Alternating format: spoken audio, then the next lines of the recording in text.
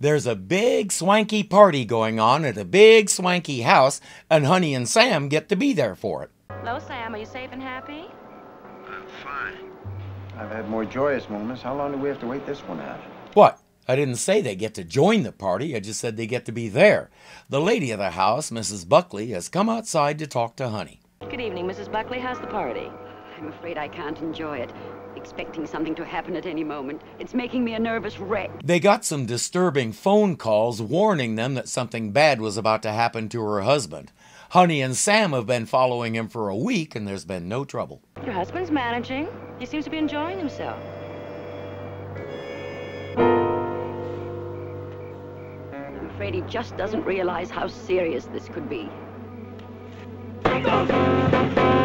I'm telling you, Sam, steel-lined hats. You can protect your lumpy head and start a fashion trend. Fortunately for Sam, Honey heard that and she rushes to him. He's not hurt bad, which we expect since we've already seen many times how hard his head is.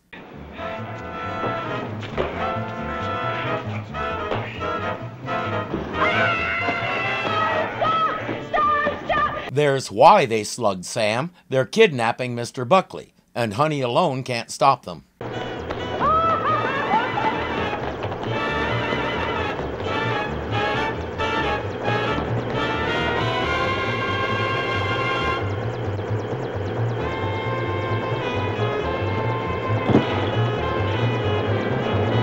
This was well planned. They even got one of those new helicopters that doesn't make any noise unless you want it to. That way they could land on the lawn without anyone noticing.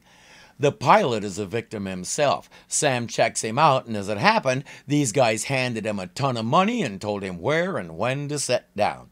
Then they put a gun to his head for the rest of the trip.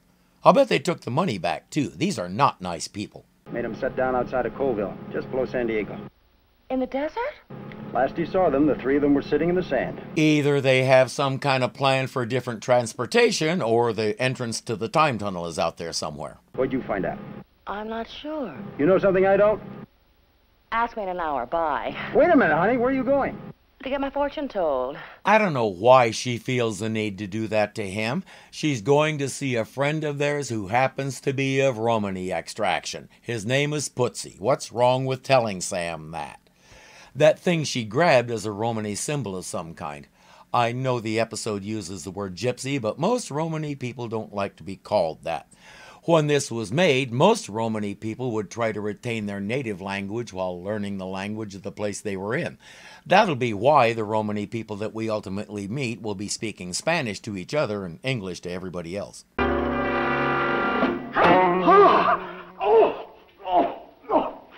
Putsy, when did you get hooked on karate? Oh, that hurts. Oh, helps kill time between readings. Breaks up the day. Yeah, and a few bones, too.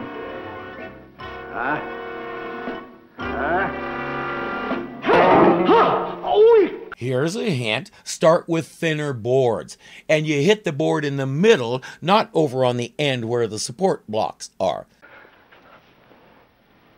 Oh. You lied to me. You said it was chocolate in the middle. Gypsies have many different tribes all over the world. Different families. You understand. This is the oldest one. His tribe name Andaluca. Leader of this Andaluca tribe is a man named Darza. Kidnapping someone important and holding them for ransom was sort of an underworld pastime at various points in American history, and people like the Romany were often blamed without evidence. It was a quick way to make some real money, and it's not as though folks from several walks of life didn't try their hand at it. But the so-called gypsies were easy targets to blame because of the way they kept to themselves all the time and tended to be suspicious of outsiders. Oh yes, some were con artists and would bilk people out of their money with things like fortune-telling, scams, and the like. And you know what? People from every race, color, religion, place of origin, gender, and everything else have done similar scams. But Putsy says Darza isn't one of those. He has no reason to be. He don't need to kidnap. He's got plenty of money. Plenty. He got buildings, property, lots, places like this. You won't believe it. He even rents to other gypsies. And if he has that much property all over the place, there's a good chance he owns something near Colville. Time to find out. First, let's get a look at the man himself. That must be Darza.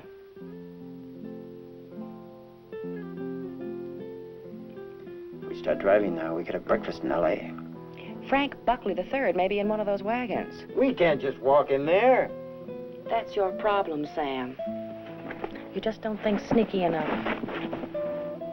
Soon the camp has a visitor, another Romany woman who's wandering by herself. Darza's kind to take a stranger in. Oh, it is nothing, my dear. Our camp is yours, Miel. And you travel where? That is up to Darza. Muy bueno, Mielito, muy bueno. Her backstory is vague enough that he lets it go and assigns her to bunk with one of the other ladies. No. Buenas noches. Darza, ven acá. She wants to know why the new girl is so interested in Darza's wagon. Full moon? It's very romantic. That's romantic as sin.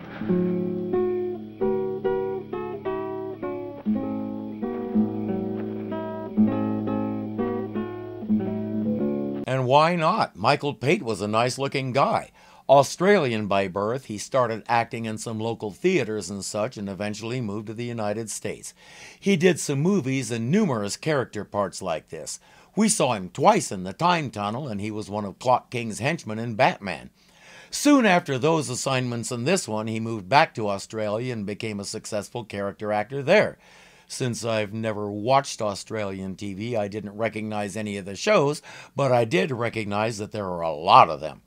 Right now, he's only interested in the two of them. Yahoo! Sure is a plumb welcome sight. Anybody home? Yahoo, doggy. Oh, easy there. Jezebel. Now, easy. Simmer down, Jezebel. Hey, amigo. What do you want? Well, plumb out of water, friend. I was fixing to drink sand when I heard your guitar. Oh, and him. Sam makes a convincing grizzled old prospector. Who knew he was so easy to grizzle? Darza has water, but he thinks their new friend would enjoy a skin of wine more. They tell me that gold has never been found in this desert. You know something? They told me too. But there's a problem. I'm stubborn. Stubborn, that's what I am, stubborn. He knows that gold is out there even if there ain't a speck to be found. Well, we travel early, old one. Me too. And I got a long way to go before I can bed down. I'm surely obliged to you. He has had much wine. Oh, my goodness. It's a good thing his donkey knows how to drive, because right now he doesn't.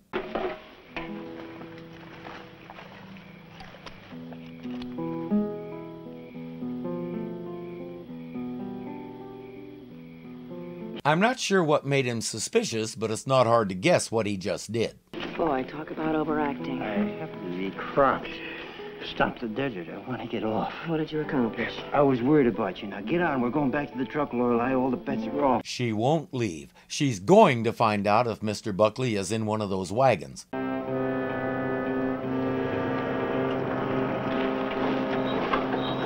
Honey!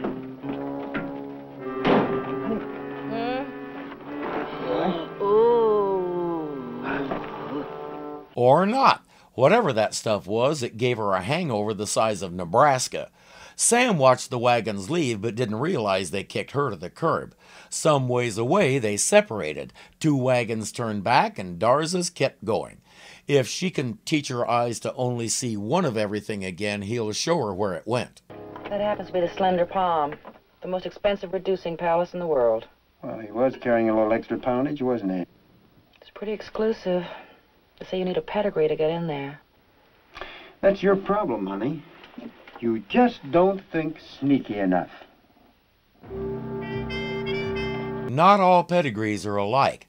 Sam is at the bar gathering information. Darza just appeared, and more important, he just spotted the new hottie.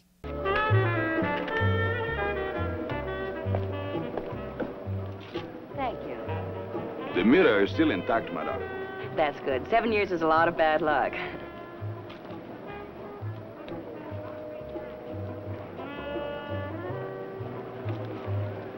Now for the big question, did he recognize her? She learns that he owns the place. Later, when nobody is looking, she slips down to the parking garage to see what she can find. Sure enough, Darza's wagon is there, and Mr. Buckley is inside.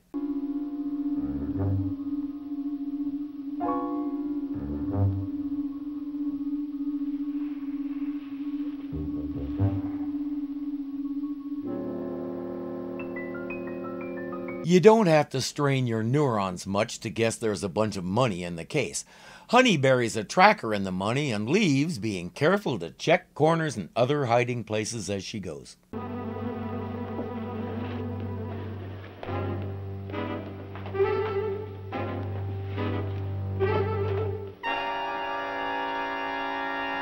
After everything we've seen and all the time she's been hit over the head, you didn't really believe that crap, did you? Any demands for ransom? I see. When did that happen? I'll keep in touch with you, Mrs. Buckley. Funny thing happened on the way of the kidnapping. How funny. The auditors have been going over Frank Buckley's books, and it seems almost $1 million has gone south. Goodbye kidnapping. Hello embezzlement. Darza is not holding him prisoner. He's helping him leave the country. It's pretty elegant. Fake your own kidnapping and disappear without a trace. Everybody assumes your kidnappers killed you, and all involved go back to their lives while you go on to your new one. There's just one question. Sam, how does Buckley leave the country from the middle of the desert? You answer that. You've got something. When in doubt, follow the money. I'm sure the guy who invented money thought he was doing people a favor. I want to grab him by the whatever he's wearing and drag him to 21st century America and show him what he created. Slower, Mr. Buckley. I can hardly understand you. I know you were here. I must talk to you. Right now. But I'll explain everything, but please hurry. There isn't any time left. That doesn't smell like a setup at all. Taking her cue from everybody's favorite 60s hero Batman, she'll walk into it face first. Tell me about it, Mr. Buckley. Well, I don't quite know where to start. Why don't you start with $1 million? You know about that? So does your wife, and so does the bank. They're very unhappy with you. I can well imagine. Why don't you come back with me, Mr. Buckley? Perhaps it isn't too late to straighten this out. And like Batman, she'll end up in dire peril. They take her through that secret passage and down into a system of tunnels. Upstairs, Sam is following the tracker. I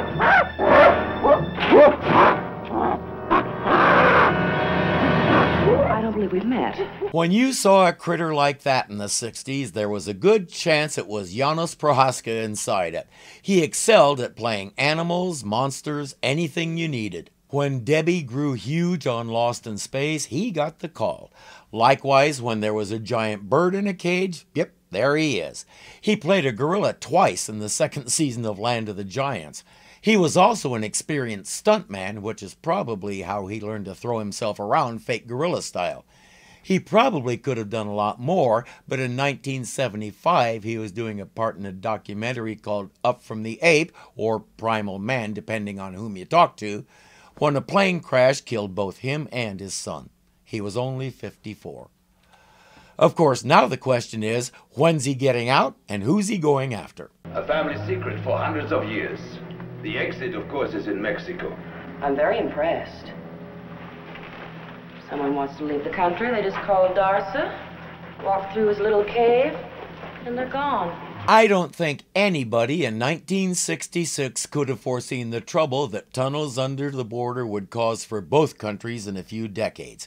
Right now, Darza smuggles rich people or probably some products like alcohol or cigarettes, but nothing big, and I doubt he'd go near drugs. As Romany, even renegades like Darza have limits. Unfortunately, that limit doesn't include letting Honey out of here alive. Your own little underground river. It's nice for a private swim. Exactly what we had in mind for you, Miss West. Sabo? Hold it! Cutting it kind of close there, Sam. I suspect Honey's going to have something to say about that when you get back to the office. Let her go.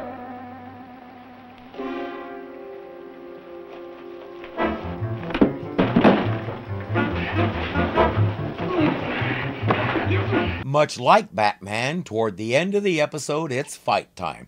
I often wonder if this was deliberate imitation or if the writers did it without realizing it. As we saw, Buckley went straight for the money and let the others slug it out. Oh, I'm a dum-dum. For his next mistake, he'll take the money and run. That's scarcely original, you know.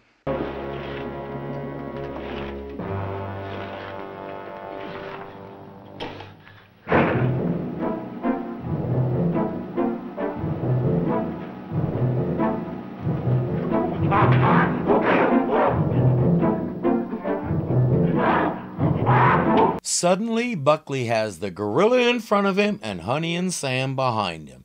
Decisions, decisions. Do I want to get my arm ripped off or my neck karate chopped in two?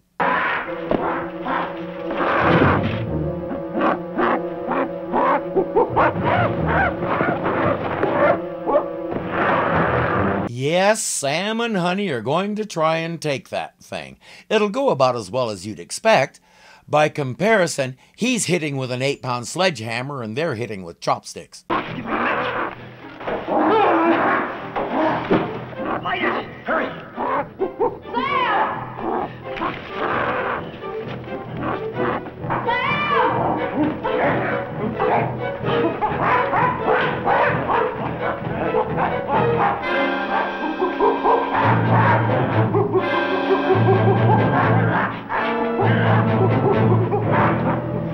I'd make a joke about Buckley's dreams going up in smoke, but that seems kind of corny. Oh, you're really the last of the big-time spenders.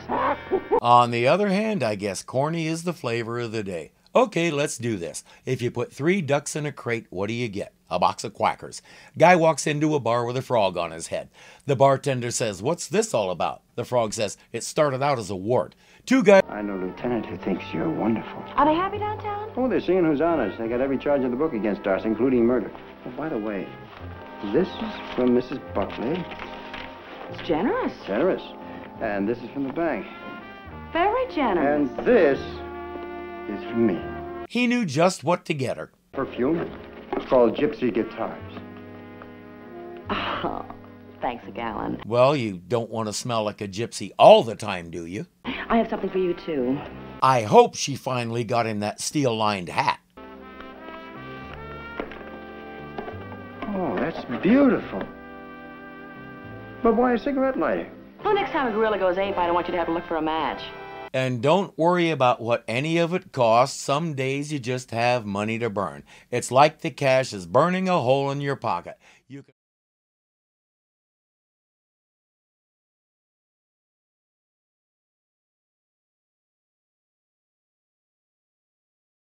The lady of the house, Mrs. Bugley, some ways away, they separated.